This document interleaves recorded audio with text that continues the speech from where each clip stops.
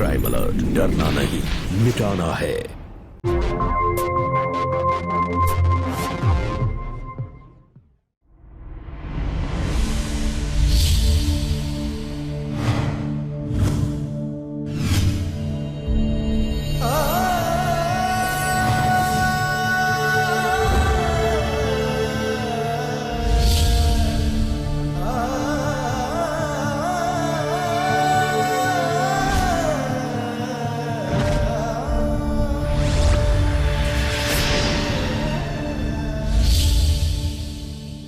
आदमी को ससुर कहते हुए भी शर्म आती है मुझे। अपनी बेटी जैसी बहू को नहाते हुए देखने की छी गंदी सोच रखते हैं।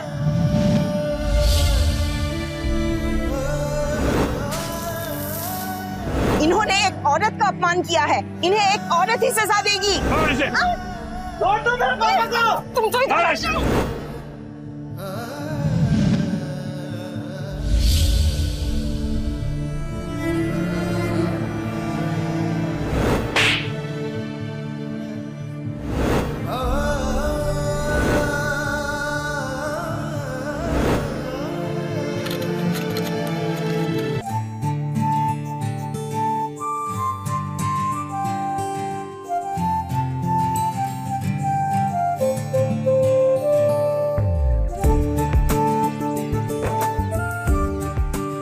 हमारे इस घर में सालों से बस एक ही कमी थी, बेटी की। वो आज तूने पूरी कर दी। बहू तो सचमुच कांच की गुड़िया लगती है। सुमित भाई, नई बहू लॉटरी की टिकट की तरह होती है, या तो किस्मत का तारा खोल देगी या तुम्हें उम्र कैद कर लेगी। बहू, हमें हमारी जिम्मेदारियों से मुक्त करो और इस घर को खुशियों से भर दो। अब एक प्यारा सा चिराग हमें जल्दी से देके हमारे इस घर को खुशियों से भर दो। आओ बेटा, गृह प्रवेश की विधि करके हमारे इस घर को और जीवन को पूरी तरह से बदल दो।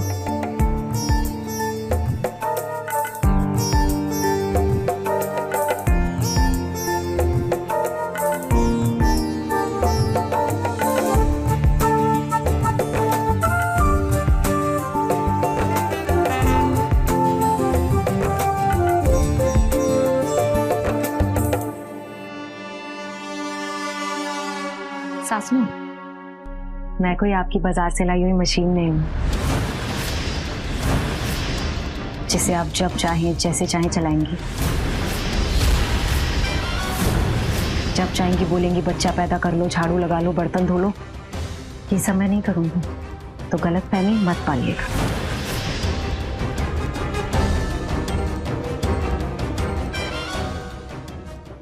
पापा जी, मेरा मतलब है ससुर जी, मैं आपका कोई रिटायरमेंट प्लान नहीं है जो आपकी जिम्मेदारियां खत्म करे।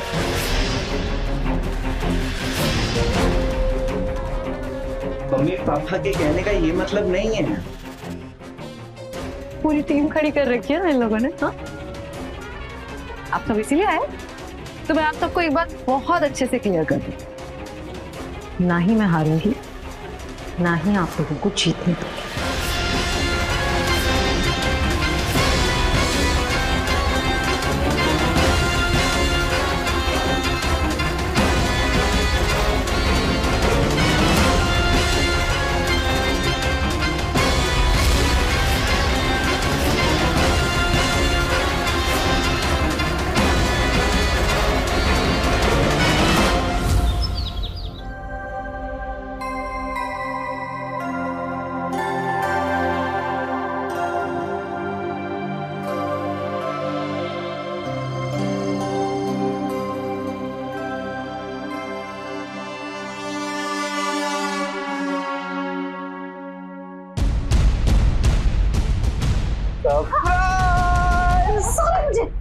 क्या है? हमारे हनीमून की टिकट। कहाँ की? गोवा की। और कहाँ की? तुम पागल हो क्या? हम हनीमून के लिए गोवा जाएंगे। मेरी सारी फ्रेंड्स इंडिया के बाहर जा रही है और हम गोवा जाएंगे। यार आभा, वो शादी में थोड़ा खर्चा हो गया था इसलिए तो, अभी तो इसलिए क्या? जब औकात नहीं थी शादी करने की तो की क्यों? अब तुम्हें मेरी बिल्कुल भी इज्जत की फिक्र नहीं है ना? कोई परवाह नहीं है मेरी कि मेरे घर वाले, मेरे रिश्तेदार क्या सोचेंगे। मैंने उन्हें कह के रखा है कि हम इंडिया के बाहर जाने वाले हैं और हम जा रहे हैं गोवा। अच्छा ठीक है, अब नाराज मत हो, हम अगले साल चले जाएंगे ना। अगले साल चलेंगे। हाँ चलो फिर इधर आओ।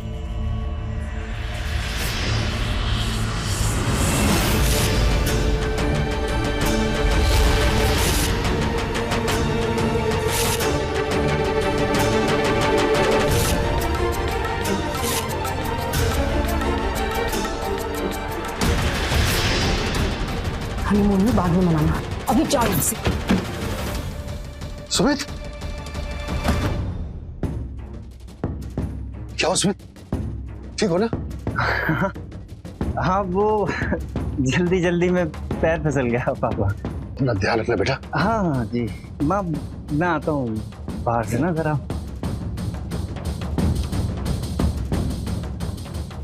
सुनिए, बहू का ये ऐसा स्वभाव, मुझे बहुत चिंता हो रही है। हमारा सुमित खुश तो रहेगा ना? कैसी बात? मुझे लगता है मुझे बहू से बात करनी पड़ेगी। अरे पागल हो गई तुम, पति पत्नी के झगड़े में पड़ोगी ना, मामला और बिगाड़ दोगी। और फिर बहू अपने माँ बाप को छोड़कर नए घर में आई है, नए लोगों के बीच में आई है। कुछ दिन तो थोड़ा सा चिड़चिड़ापन तो रहेगा उसका, कुछ दिन जैसा वो चाहती है हम लोग वैसा ही करेंगे। तुम्हारे सास ससुर जैसे कहें तुम बिल्कुल उसका उल्टा करो। मैं क्या उल्टा करूँ माँ? मुझे तो ये पूरी फैमिली उल्टी लगती है। कहीं आपने और पापा ने मुझे गलत जगह तो नहीं फंसा दिया? अरे एकदम ठीक जगह शादी की है बेटा तेरी हमने। देख लेना, एक दिन तुम इस घर में राज करोगी। क्या खाक राज करूंगी मैं? एक मेरा पति है, वो माँ के पल्लू से ऐसे बंधा रहता है जैसे कि पट्टे से पिल्ला, और दूसरा वो मेरे सास ससुर न जाने कौन सी जिम्मेदारियों की माला मेरे गले में डालने के लिए फिरते रहते हैं। और मैं क्यों उठाऊं जिम्मेदारियां? तुम हमारी बेटी हो, लीडर और चालाक, उन्हें जरा सी भी ढील मत देना, तो पूरी जिंदगी सर पे नाचेंगे। और पापा वो नो मगर बेटा, अगर उन्होंने तुम्हें जरा सी भी तकलीफ पहुंचाई तो हम उन्हें समाज में मुंह दिखाने लायक नहीं छोड़ेंगे। ऐसी नस दबाऊंगा कि पूरी जिंदगी तेरे आगे पीछे घूमेंगे।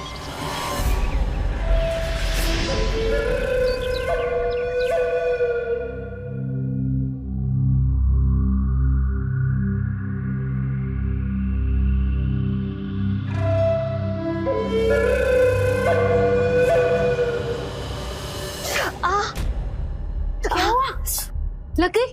नहीं, कोई बात नहीं बेटा, थोड़ी सी हल्दी लगा दूंगी ना, ठीक हो जाएगा। वो सब तो ठीक है, पर मैंने आपसे सॉरी नहीं बोला। अच्छा बहू, मैंने सब्जी काट के तैयार रखी है और रसोई का सारा सामान भी तैयार है। आज से तुम जैसे चाहो ना, तुम्हारे स्वाद अनुसार रसोई बनाना। हम सब तुम्हारे पसंद की रसोई खाएंगे। हाँ, लो।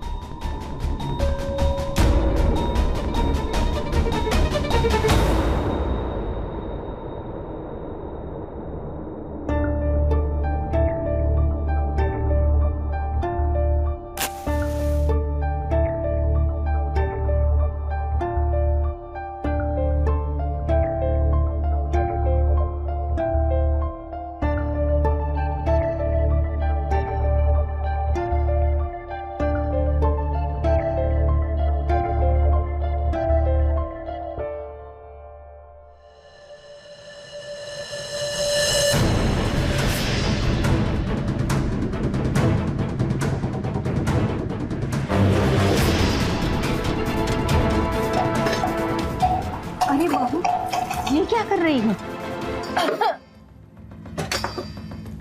क्या है ना सासू, मैं आपकी नौकरानी हूँ ना, इस घर की बावर्ची जिसे आपने ऑर्डर दिया और वो खाना बनाएगी। बेटा, अगर तुझे खाना नहीं बनाना था तो मुझे बता देती, मैं बना देती। ऐसे खाना बिगाड़ने की क्या जरूरत थी? तो क्या है ना, मेरी मम्मी ने मुझे एक बात समझाई थी कि लातों के भूत बातों से नहीं मानते।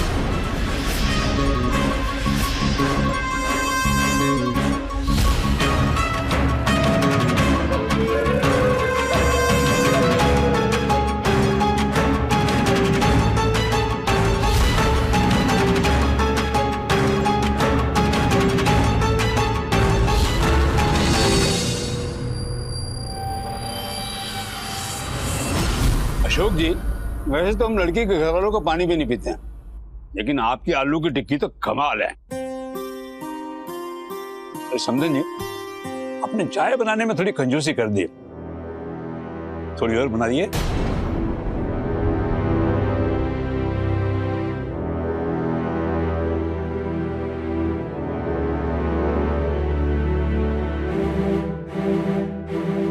अरे हाँ सुमित बेटा, मैंने साउथ एक्सटेंशन के पास एक प्लॉट देखा।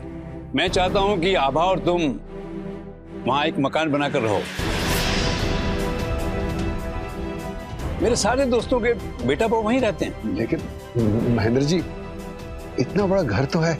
मगर इस घर में आप भी तो रहते हैं।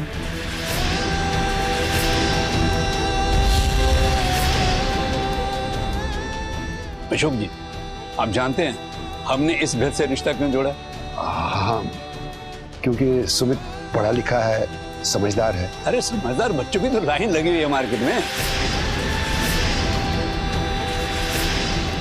हमें जो बात सबसे ज्यादा पसंद आई वो ये कि आपका सुमित इकलौता है, उसके कोई भाई बहन नहीं है, तो इससे हमारी बेटी पर उसके भाई बहनों का बोझ नहीं होगा। लेकिन यहाँ तो आप दोनों ही बच्चों पर बोझ बने बैठे हैं। हमने अपने आभा को बड़े नाजों से पाला है, उसे आजादी दी रखी है। लेकिन समधन जी, यहाँ आभा बेटी को कोई बंधन नहीं है। और महेंद्र जी, हमने ये रिश्ता इसलिए जोड़ा क्योंकि आभा सुमित की पसंद थी और हमारा परिवार भी पूरा हो गया। इसके आगे ना हमने कुछ सोचा और ना कुछ चाहा।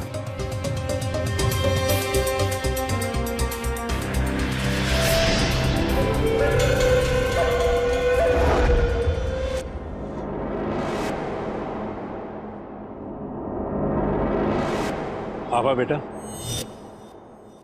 बेटा तुम्हारी सास तो ठीक है, लेकिन लगाम तुम्हारे ससुर पर डालनी होगी। अगर वो पकड़ में आ गया ना तो माँ और बेटा दोनों तुम्हारी उंगलियों पर नाचेंगे। ठीक है?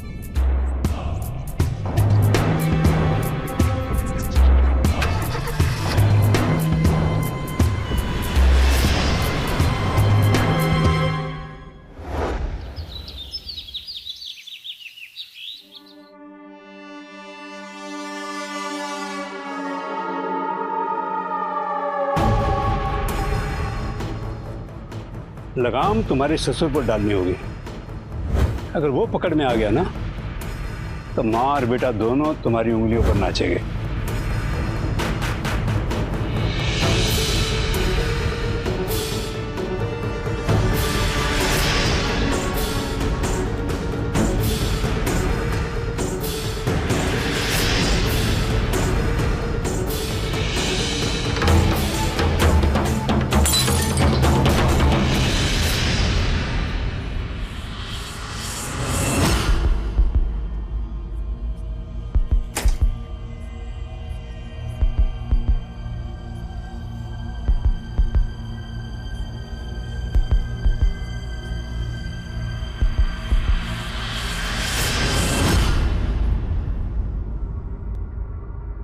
आप यहाँ क्या कर रहे हैं?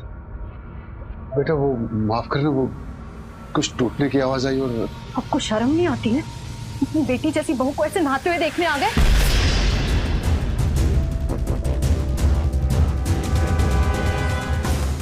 अच्छा, अब मैं समझी आप क्यों नहीं चाहते हैं कि आपका बेटा और मैं ये घर छोड़ के जाए, क्योंकि आपके दिमाग में गंदगी है। क्या कह रही हो बेटा? मैं क्या कह रही हूँ? क्या हुआ? देख लीजिए ना, देख लीजिए अपने पति की हरकतें। सामने को ससुर कहते हुए भी शर्म आती है मुझे। अपनी बेटी जैसे बहू को नहाते हुए देखने की छी गंदी सोच रखते हैं। आप लोगों को क्या लगता है मैं उन बहुओं में से हूं ना जो चुपचाप रह जाएंगी?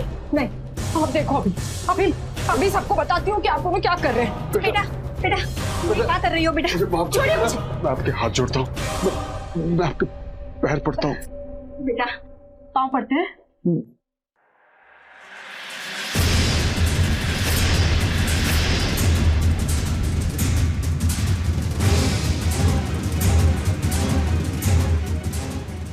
नहीं नहीं बेटा, मैं तुम्हारे हाथ जोड़ती हूँ, ऐसा मत करो। पढ़िए बेटा नहीं नहीं ऐसा, अरे हटिए ना।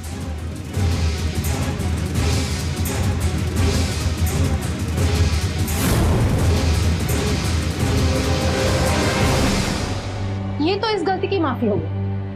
अभी अगली बार के लिए काम करिए, कान पकड़ के उठक बैठक लगाइए और ये कहिएगा साथ में कि अगली बार से अपनी बहू के कमरे में उसकी इजाजत के बिना नहीं घुसूंगी।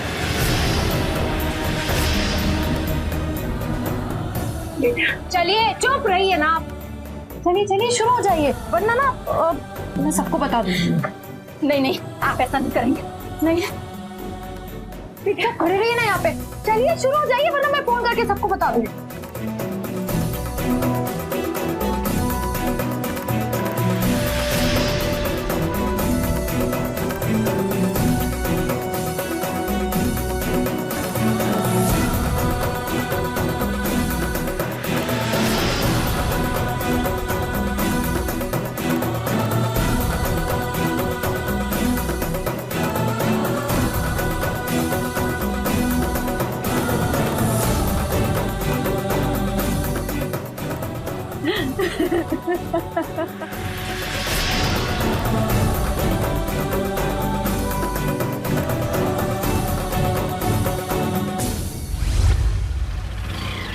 अरे सुमित, अरे यार सुमित कब से आवाज दे रहा हूँ, ध्यान क्या है तुम्हारा? नहीं यार अमन, वो घर जाने की जल्दी थी ना तो। हाँ भाई, जिसकी इतनी खूबसूरत बीवी हो, घर जाने की जल्दी में हो गए। ऐसी कोई बात नहीं यार, क्या वैसे तो भाई बहुत लकी है जो इतनी अच्छी बीवी मिली। और एक बेचारा रोहित है, उसके बारे में बहुत अफसोस होता है यार। क्यों? अरे भाई उसका तलाक हो गया। अब कोर्ट ऐसे केस में औरत नहीं सुनता है, एलमनी के नाम पर सारी प्रॉपर्टी चली गई उसकी। अब काम से ध्यान हटे तो नौकरी, बेचारा माँ बाप को लेकर दर दर भटक रहा है। भाई हम सब मिलकर उसका सहयोग कर रहे हैं, हो सके तो भी कुछ सहयोग कर दे। हाँ मैं शाम को मिलता हूँ ना। ठीक है।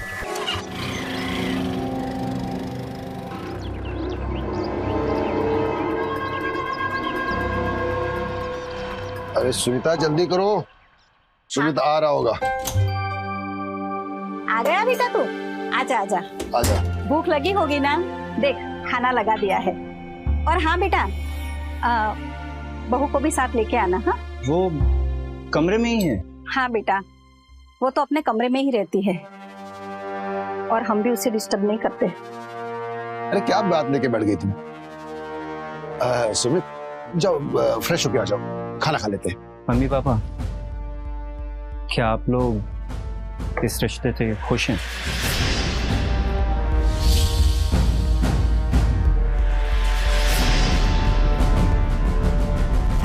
हाँ बेटा, हाँ।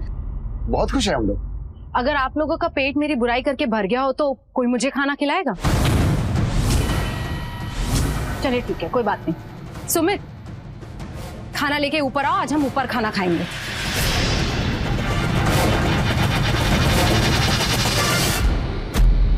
सुमित मैं कुछ कह रही हूँ, चलो।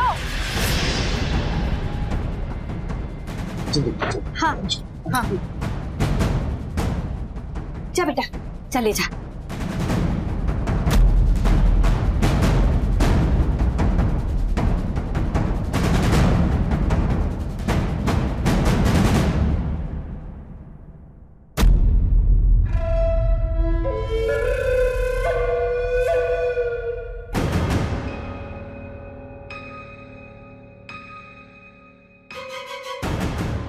सब्जी में तो बड़ी अच्छी खुशबू आ रही है। हाँ वो माँ के हाथ का खाना है। हर वक्त माँ माँ माँ, माँ के अलावा कुछ सोचता भी है? कब छोड़ोगे अपनी माँ का पल्लू? अब तुम्हारी शादी हो गई है, एक प्राइवेट लाइफ है, हमेशा उस बुड्ढा बुड्ढी के चक्कर में पड़े रहते। कुछ कह रहे होंगे मेरे को? तुम थोड़ा तमीज से। यही तेवर ना तुम बुड्ढा बुड्ढी को दिखाया करो जब वो मेरी बुराई किया करे। अच्छा छोड़ो, वैसे अलग घर की बात की तुमने, लेकिन मैं मम्मी पापा को नहीं छोड़ सकता। अरे बस ना, क्या मम्मी पापा लगा रखा है तब से? मेरे भी तो मम्मी पापा है, मैं भी तुम्हें छोड़ के आई हूँ। कभी ऐसा करती हूँ जो तुम करते हो? अच्छा ठीक है, आज के बाद ना तुम खाना खाओगे मम्मी पापा के साथ, ना मैं खाऊंगी, तुम देखो। आभा मेरे मम्मी पापा है, वो मैं कैसे कर सकता हूँ ऐसा? सुनो, अगर तुमने मेरी बात नहीं मानी ना, तो जो तुम्हारे दोस्त तुम पे जेलस फील करते हैं ना, क्योंकि तुम्हारी इतनी खूबसूरत बीवी है, वो तुम पे कल को थूकेंगे। क्योंकि मैं उनसे कह दूंगी मैंने तुम्हें इसलिए तलाक दिया था क्योंकि तुम नाम। क्या कह रही हो तुम? अच्छा सुनो, वैसे हम आपस में भी इसे सॉल्व कर सकते हैं।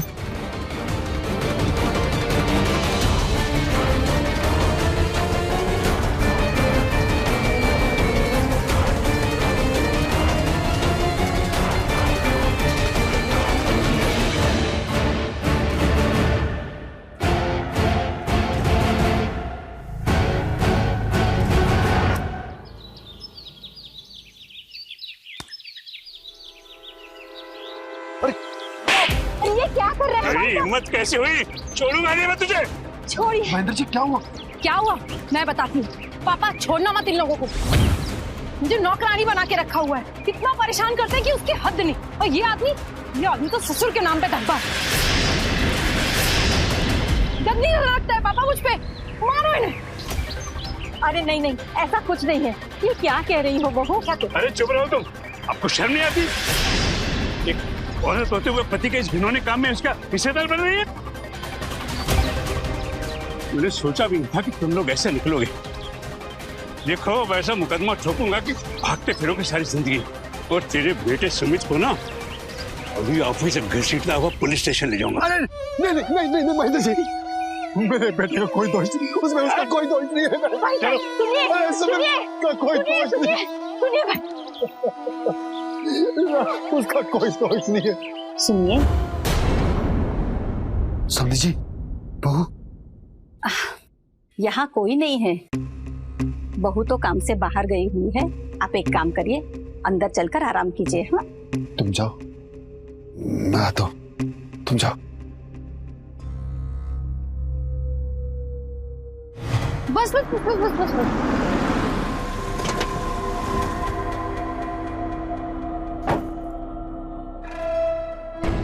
ससुर जी, ससुर जी, ससुर जी, ससुर जी। कब से चिल्ला रही हूँ, आप लोग सुनते ही नहीं है। जल्दी आइए ससुर जी। इतना घर का काम करके आई हूँ, अगर काम नहीं करती तो आप ही लोग बोलते ना कि हमारी बहू देखो कैसी है, कमरे में बैठी रहती है लेकिन काम नहीं करती। अच्छा सामान बहुत भारी है तो मदद कर दीजिए।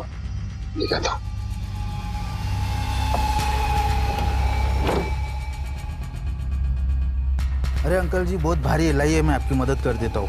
ओ हेलो, क्या मदद कर देता हूँ? ससुर जी ऐसे लड़कों को मैं अच्छे से जानती हूँ। अभी मदद करेगा, सामान उतरवाएगा, उसके बाद हमसे पैसे निकलवाएगा काम के नाम पे। सुनो अंकल जी अपना काम खुद कर लेंगे, तुम जाओ। मैडम अंकल जी की उम्र देख के मदद कर रहा था, मुझे क्या है? मुझे क्या बड़ा आया।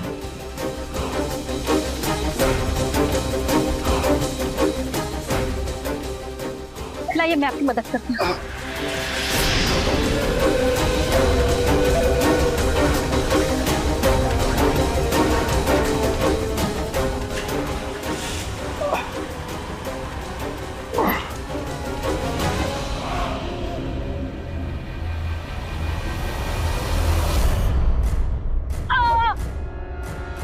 सुनीता,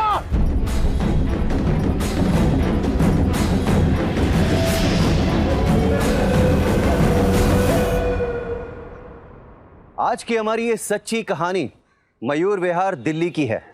ये एक ऐसा केस है जिसके बारे में ना आपने कभी देखा होगा और ना ही सुना होगा। नमस्कार, मैं हूं अमित पचौरी और आप देख रहे हैं क्राइम अलर्ट। शादी दो परिवारों का नहीं, दो परवरिशों का मेल भी होता है। ये एक ऐसा बंधन है कि जिसमें बंधने वाले दोनों पात्र अगर सही हैं तो इस पवित्र बंधन से खुशहाल बंधन कोई हो ही नहीं सकता। लेकिन अगर इनमें से एक भी पात्र गलत है तो पूरे परिवार की जिंदगी एक सजा बन जाती है। सुमित, अशोक और सुनीता के साथ भी ऐसा ही कुछ हो रहा था। जिस समाज के सामने बड़ी धूमधाम से उन्होंने अपनी बहू को अपनाया था, अब उसी समाज के सामने बदनामी के डर से बहू द्वारा किए गए अत्याचारों के कड़वे घूंट पीते पीते इन्हें सब कुछ छुपाना पड़ रहा था। अब देखना यह है कि क्या ये कड़वे घूंट आगे चलकर जहर में तब्दील होने वाले थे। आइए देखते हैं ये दिल दहलाने वाली कहानी। डॉक्टर साहब बोल के गए कि इन्हें 1 महीने का बेड रेस्ट देना है। ये क्या मुसीबत हो गई है? तो घर का सारा काम काज कौन करेगा? अशोक जी।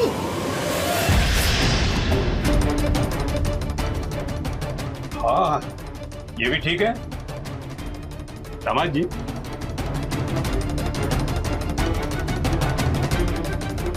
हमने अपनी बेटी को आपके घर नौकरानी बनाने के लिए नहीं भेजा है।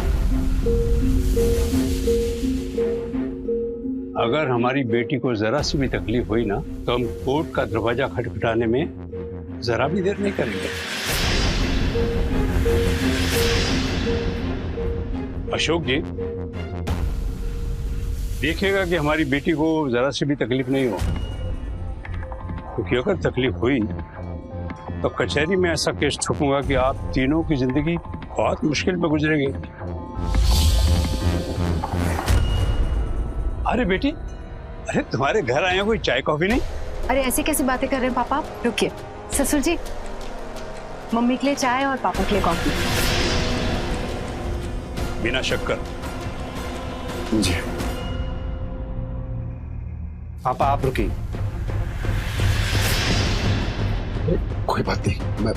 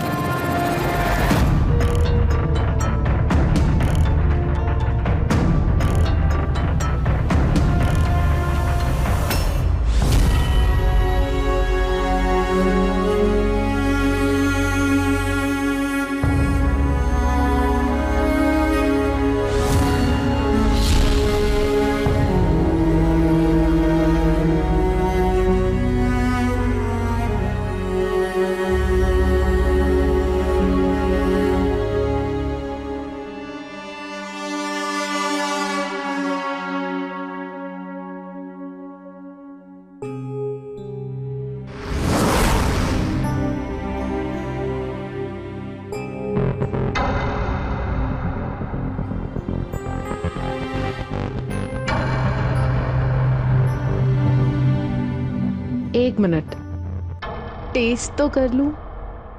रुकिए ना।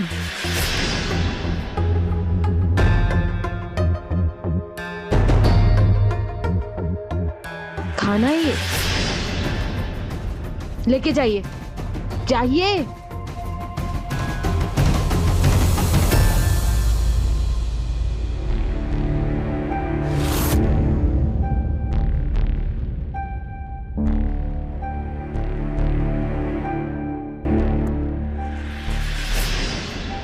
पापा ये क्या कर रहे हैं आप? ठीक है बेटा, कोई बात नहीं। आप खड़े होइए पापा, आप खड़े होइए। किसने कहा आपको ये सब करने को? बैठिए।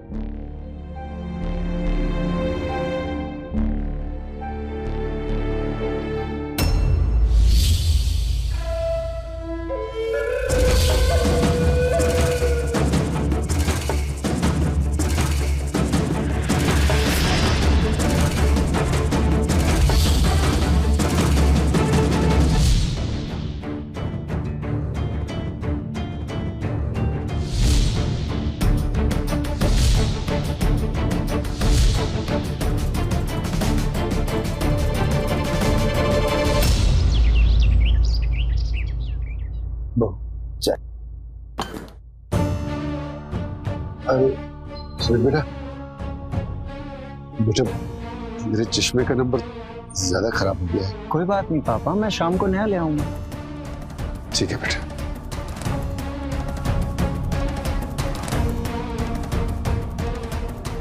मेरे सास ससुर को कोई मौका चाहिए ना मेरे पति से खर्चा करवाने का। नहीं बेटा, वो मेरा नंबर थोड़ा ज्यादा बढ़ गया है। अच्छा नंबर बढ़ गया, मैं भी तो देखूं क्या प्रॉब्लम हुई है आपको। दिखाइए जरा, दिखाई दे रहा? जब मुझे बहुत धुंधला दिखाई दे रहा है तो चश्मा दे दो। कोशिश करिए, अभी दिखाई दे रहा है? वो थोड़ा सा कम दिखाई दे रहा है। अरे देखिए ना, थोड़ा आगे तो बढ़िए, देखिए। चश्मा दे दो बहू। अच्छा ठीक है, ये देखिए। बहुत दुबला दिखाई दे रहा है, चश्मा दे दो। थोड़ी कोशिश तो करिए, उठिए। चलिए ये देखिए, ये जल्दी जल्दी, ये इधर चश्मा, इधर चश्मा लाइए इधर।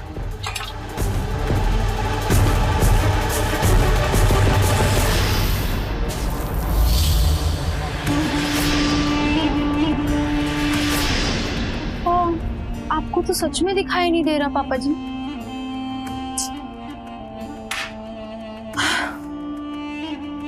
वो कहते हैं ना, अगर इंसान की नजर खराब हो तो उसकी आंखें खराब हो ही जाती है।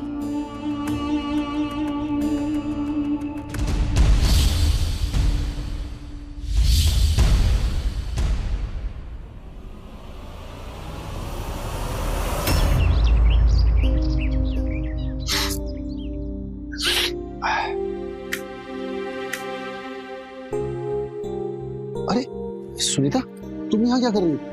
जाओ आराम करो। बहुत हो गया आराम, अब आप आराम कीजिए, मैं ठीक हूँ। अरे वो क्यों रिस्क ले रही हो इस उम्र में? मेरी उम्र की फिक्र छोड़िए, आप अपनी उम्र की फिक्र कीजिए। मैंने कहा ना, मैं बिल्कुल ठीक हूँ। ऐसा नहीं लगता है कि जैसे कल की बात हो, हमारे सुमित का जन्म हुआ? हाँ, देखते ही देखते हमारा सुमित कितना बड़ा हो गया ना। देखो, उसकी शादी भी हो गई। चलिए, आज मैं आपकी मनपसंद सब्जी बनाती हूँ।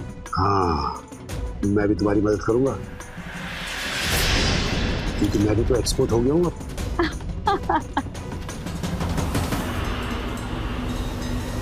मैं आपको क्या बताऊं, ये बुड्ढा बच्ची तो थकते ही नहीं है, तो मरते हैं ना ये घर छोड़ के जाते हैं। अब बोलो मैं क्या करूं? मेरी बात ध्यान से सुनो, ऐसी तरकीब बताती हूँ जो सबसे ज्यादा चोट करे।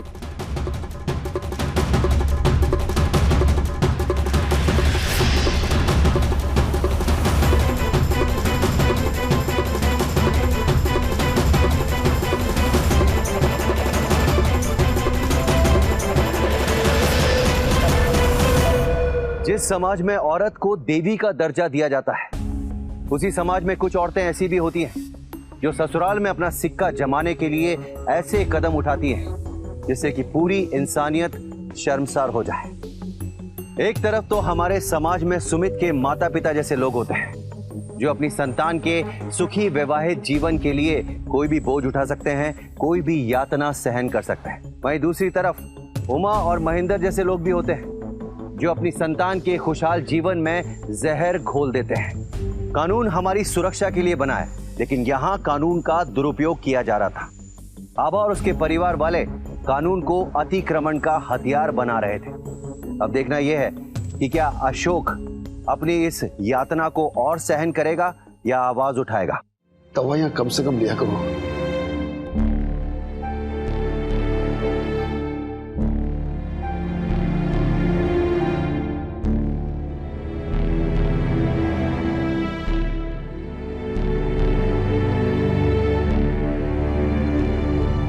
मम्मी जी, पापा जी, मैं माँ बनने वाली हूँ।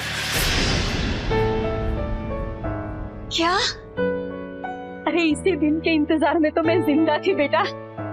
भगवान तुम्हें सारी खुशियां दे बेटा। सुना आपने, हमारी बहू माँ बनने वाली है। तुम्हें किसी की नजर न लगे बेटा। ये खुशखबरी सुना के तुमने पूरे घर को खुशियों से भर दिया बेटा, खुशियों से।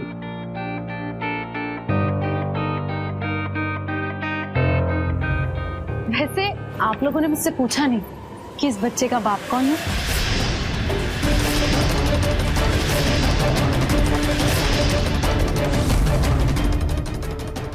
क्या हुआ, शौक लगा क्या? मुझे भी लगा था जब आप लोगों ने ना अपने इस नामर्द बेटे की शादी मुझसे करा दी थी। तो क्या करती, अब माँ तो बनना ही था ना, वरना ना आप लोग मुझे कोसती, है ना? ये क्या कह रही हो आबा? ये जो पेपर है ना, इस पे साइन कर दो और इस बच्चे को अपना नाम दे दो और इसकी परवरिश की पूरी जिम्मेदारी ले लो।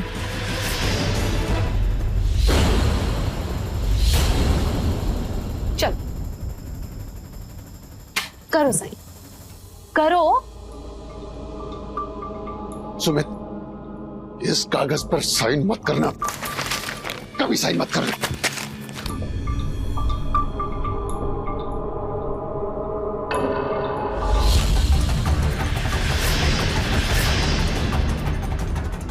छोड़ मुझे, निकल अभी के अभी मेरे घर के बाहर निकल। सुमित, बहुत बड़ी गलती कर रहे हो, तुम जानते नहीं हो मैं क्या करूंगी। जो करना है कर ले, चला ले मुकदमा, कर ले बदनाम।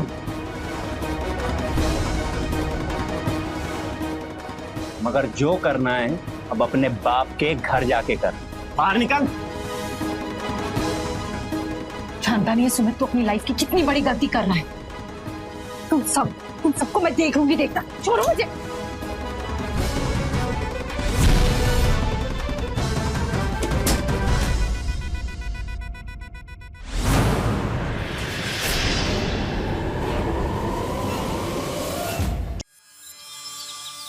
अशोक, बाहर निकलो, बाहर निकलो अशोक, बाहर निकल अशोक, अशोक। क्या हुआ महेंद्र जी? तुम्हें छोड़ूंगा नहीं। हमने शरीफ घराना समझ के अपनी बेटी दी थी और तुम लोग जानवर निकले, जानवर। बात कर रहे हैं आप? क्या हुआ भाई साहब? अरे देखिए ना भाई साहब, कितनी बड़ी गलती हो गई हमसे, इन जानवरों के घर में लड़की देके। बहुत जुल्म किया है इन्होंने हमारी बेटी पे। इतनी ज्यादतियों से भी दिल नहीं भरा तो मेरी बेटी पे इतना घिनौना इल्जाम। छोड़ दीजिए मेरे पापा को, वरना क्या? वाह, कैसी औरत है, बेटा ससुर को धमकी दे रहा है और तू उसे कुछ बोलती नहीं, बेशरम औरत। बेशरम तो आपकी बेटी है, जिसके पेट में किसी और का बच्चा पल रहा है। बस कीजिए, इतने गंदे इल्जाम लगा रहे हैं आप मुझ पर, शर्म नहीं आती आपको? सुनना है ना आपको तो सुनिए, मम्मी पापा की कसम, मैं प्रेग्नेंट ही नहीं हूँ। चाहे तो मेरा टेस्ट करवा लीजिए। देखा आप लोगों ने, ये लोग ऐसे ही मुझ पे जुल्म करा करते थे, परेशान करते रखा। तुझे छोड़ूंगा नहीं, छोड़ूंगा। मुझे। इन्होंने एक औरत का अपमान किया है, इन्हें एक औरत ही सजा देगी। देखो बेटी, इतनी बेइज्जती हुई है इन बुड्ढा बुड्ढी की ना, ये लोग अपने आप ही घर छोड़कर चले जाएंगे, फिर राज करना।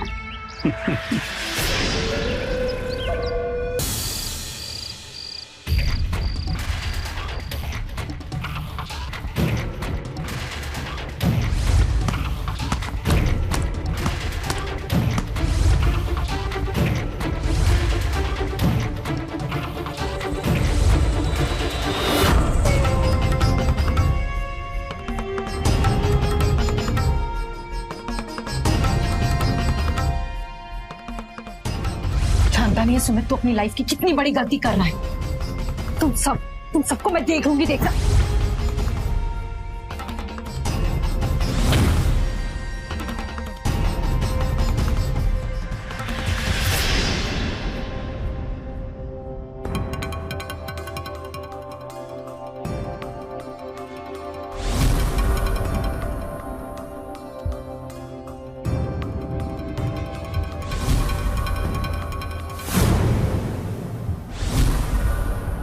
सुनीता, मुझे माफ कर देना,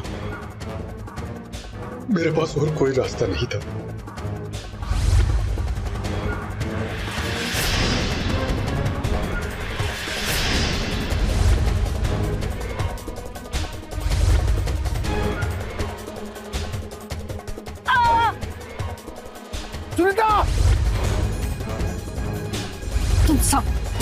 देखूंगी, देखना। छोड़ो मुझे। तुम लोगों को इस औरत के चुंगल से आजादी दिलाने के लिए न कभी खुद को कमजोर समझना और न मुझे अशोक।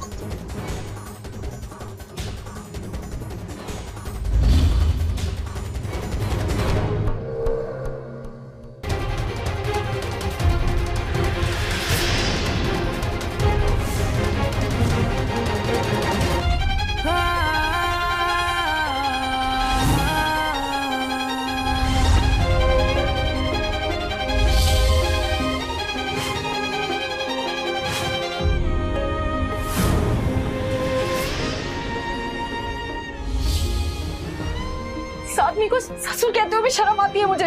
अपनी बेटी जैसी बहू को नहाते हुए देखने की छी गंदी सोच रखते हैं।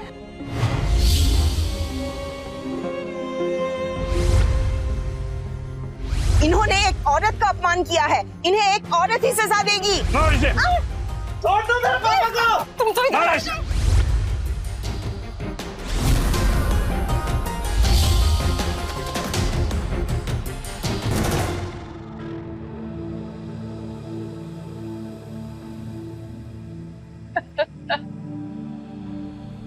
जिसे जाना था वो चले गए, वापस तो नहीं आएंगे। सुबह से यही चल रहा है, जब भी बाहर आती हूँ सब रोते रहते हैं। मेरा सर पकड़ गया इसलिए कमरे से बाहर नहीं आई। मुझे ना भूख लग रही है। मम्मी जी उठिए और खाना बनाइए प्लीज। उठिए। अरे आप लोग यहाँ कैसे? अशोक जी को आत्महत्या करने पर मजबूर करने के जुर्म में हम आपको गिरफ्तार करने आए हैं। क्या? ये क्या कह रही हैं आप? क्या सबूत है आपके पास कि उन्होंने आत्महत्या मेरी वजह से की? हमारे पास सबूत है, सुसाइड नोट अशोक जी का, और पड़ोसी ने लिया है ये वीडियो जो आत्महत्या के ठीक एक दिन पहले का है। सुमित इनसे कहो ना, सुमित मैं तुम्हारी बीवी हूँ है ना, तो मुझे बचाओ। इनसे कहो कि मैंने कुछ भी नहीं किया है, मैंने कुछ भी नहीं किया। प्लीज बोलो ना इनसे। निकल मेरे घर से। इंस्पेक्टर साहब लेके जाइए इसे। नहीं छोड़िए मुझे। सुमित तुम्हें पता है ना मैंने कुछ नहीं किया है। प्लीज इन्हें समझाओ, मैंने कुछ भी नहीं किया। सुमित सुमित सुमित।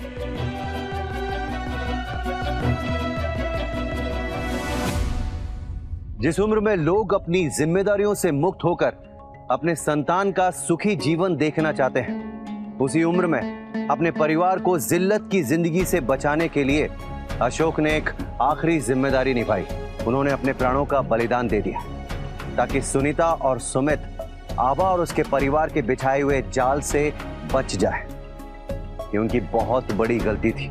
आभा ने जो किया उसे कत्ल नहीं कहा जाएगा, लेकिन कत्ल से कम भी नहीं कह सकते। कौन जानता था कि आभा के खूबसूरत चेहरे के पीछे एक घिनौना चेहरा छुपा हुआ है।